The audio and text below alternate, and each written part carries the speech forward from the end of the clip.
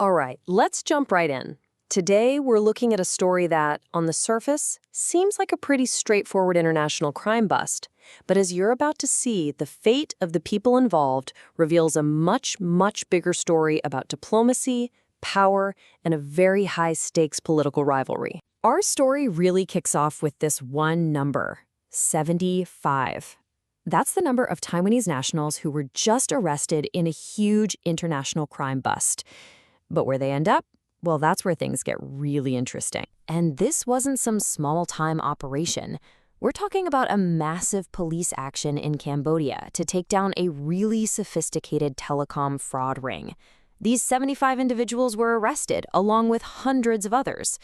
But here's the thing. This isn't the first time we've seen a bust like this. And that's where the story starts to get kind of strange. Because to really understand what's at stake for these 75 people, you have to look at a pattern of events that's been happening very recently. And honestly, it's pretty confusing. You see, we've seen several of these big busts in just the last few months. It's the same crime and the same nationality of suspects. But the outcomes, they've been dramatically different. And this is where the story just completely splits in two. It really is a tale of two different fates, because for these suspects, it seems like everything, and I mean everything, depends on when they were arrested. So let's just look at this timeline. In April, you have 180 Taiwanese nationals arrested for fraud, and they get deported directly to China. Okay, but then just 1 month later, in May, a different group of 55 people arrested for the exact same crime are simply released. So this right here, this is the core puzzle. One group gets arrested and they're just let go. Another group gets arrested and they're sent to face justice in mainland China. Same crime, same nationality, but two totally opposite fates.